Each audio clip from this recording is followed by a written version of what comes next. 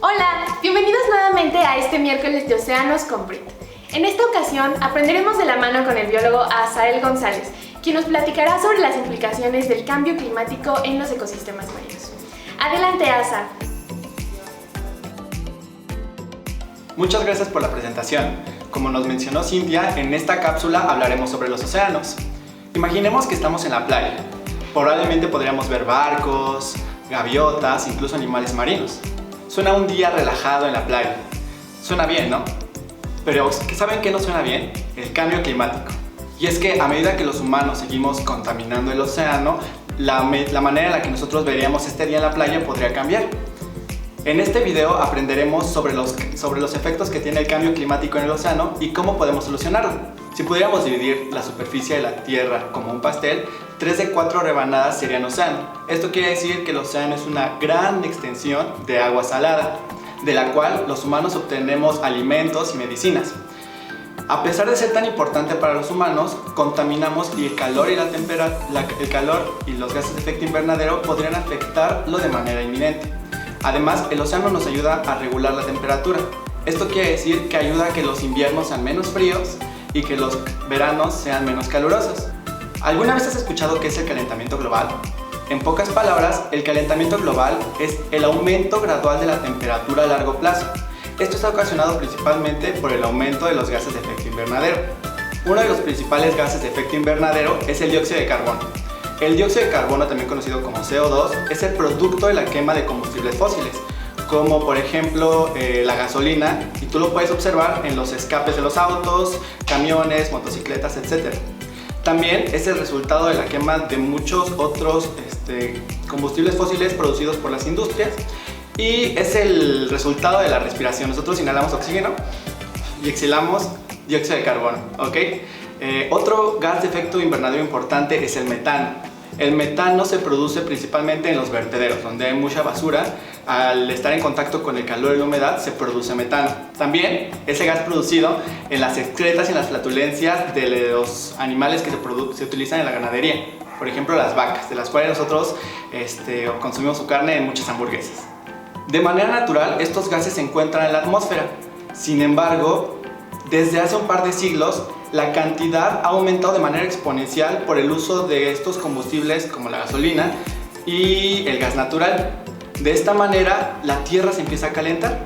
Pero nosotros tenemos un aliado que nos ayuda a combatir con el aumento de la temperatura y los gases de efecto invernadero: el océano.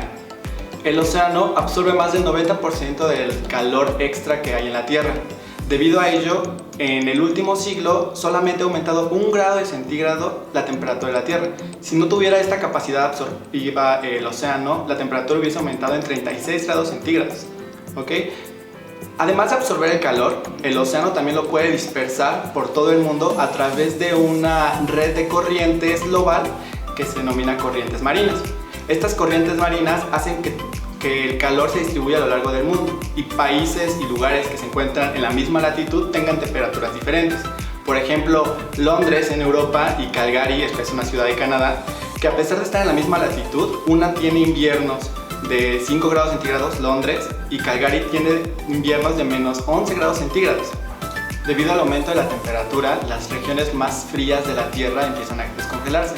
Países como Groenlandia, que la mayor parte del año se encuentran cubiertas por una capa de hielo, empieza a derretirse. Y si esa gran cantidad de agua fría y dulce entra a las corrientes marinas, habría un proceso de alteración. Esto haría que las corrientes se alentaran. Y al alentarse las corrientes pueden ocasionar daños catastróficos en toda la Tierra, principalmente porque habrá una alteración del clima.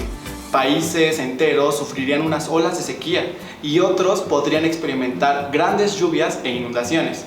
Es por eso que nosotros tenemos que evitar que la temperatura de la Tierra aumente.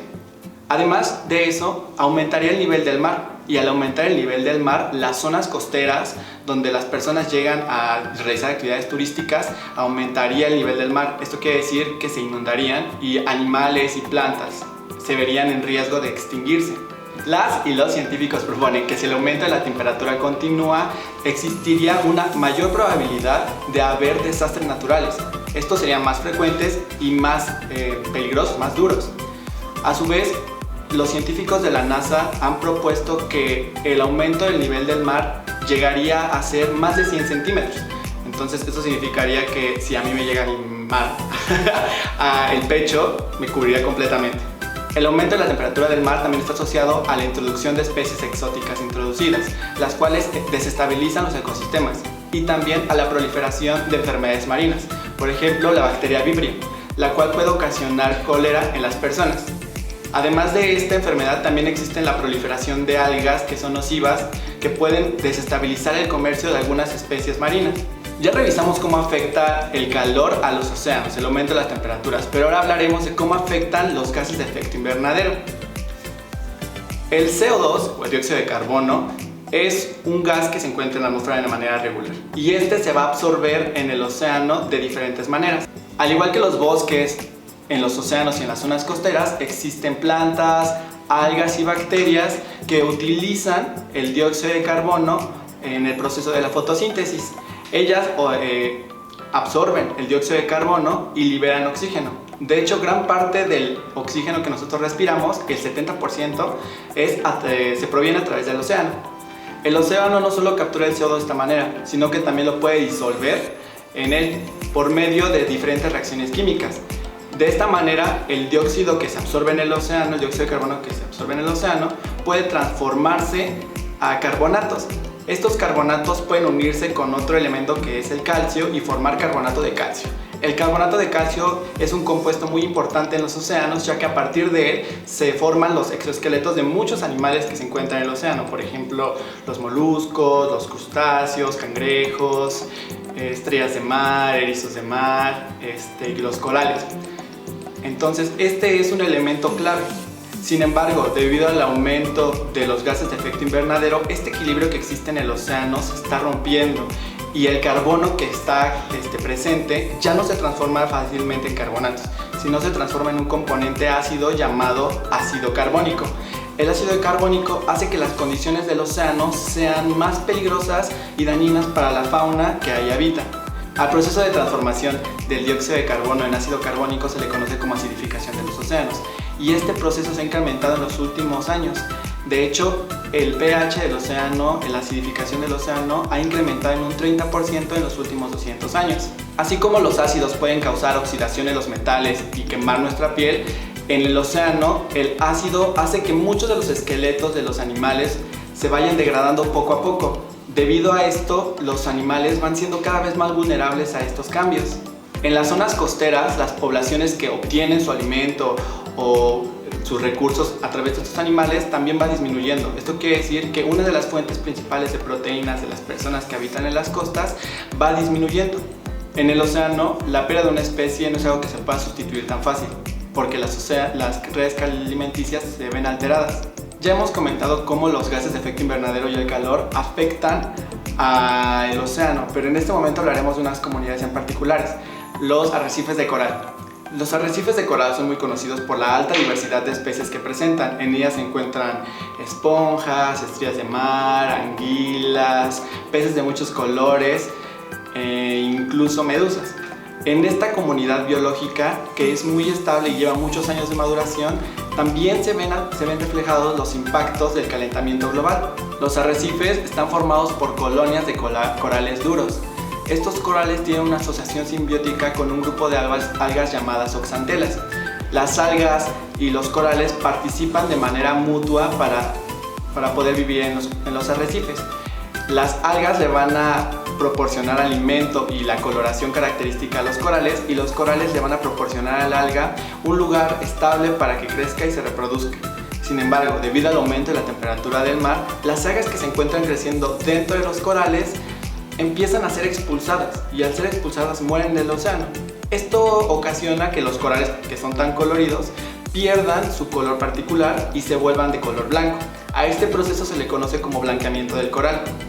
El blanqueamiento del coral es un evento, es una enfermedad muy grave, debido a que una vez que el coral pierde su color, es muy poco probable que pueda volver a recuperarse, y lo hace más vulnerable a enfermedades y a los impactos de la acidificación del océano, ya que al ser su esqueleto formado por carbonato de calcio, al aumentar el ácido del océano hace que cada vez se vaya siendo más vulnerable.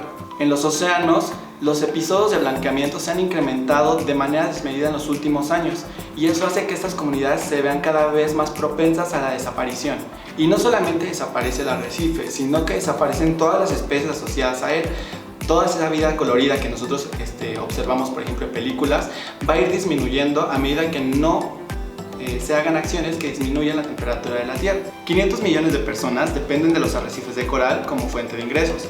La pérdida de arrecifes también puede tener efectos negativos en la pesca, la protección de las costas, el ecoturismo y otros usos comunitarios de los arrecifes. Otras especies afectadas también son las algas y los pastos marinos. Estas comunidades pueden beneficiarse también del aumento del dióxido de carbono, ya que es lo que utilizan como fuente para la fotosíntesis. Sin embargo, al aumentar las temperaturas y el dióxido de carbono hacen que otras especies de algas que son más competitivas, como por ejemplo el sargazo que hay en las playas, se extiendan y se reproduzcan, haciendo que otras especies de algas nativas, o que solo se encuentran en un sitio, sean desplazadas. Y al ser estas desplazadas, también se desplazan los organismos que crecen en esa misma comunidad. Son muchos problemas los que tiene el océano. Sin embargo, ¿hay algo que podamos hacer para solucionarlo? La realidad es que existen pequeñas acciones y acciones comunitarias que podrían ayudarnos a disminuir el impacto que tiene el calentamiento global en los océanos. Si tú eres una persona que vive en la ciudad, puedes realizar acciones pequeñas como disminuir el uso de plásticos o de algunos otros contaminantes y elegir opciones de transporte que disminuyan la emisión de gases de efecto invernadero. Si eres una persona que vive en las playas o que tiendes a visitarlas muy seguido, puedes realizar las mismas acciones.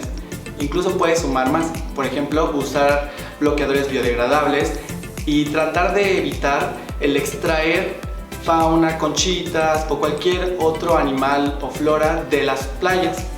De igual manera, evitar contaminar tirando residuos al océano va a ayudar que en gran o menor medida la contaminación y los efectos del cambio climático disminuyan. Gracias. Muchísimas gracias, Asael, por toda esa información tan valiosa. Recuerden que es importante que antes de que podamos hacer un cambio nos informemos sobre las cosas que están ocurriendo a nuestro alrededor. Espero que juntos hayamos aprendido nuevas formas para cambiar el mundo. Y nos vemos el próximo miércoles con nuestra próxima cápsula. Bye.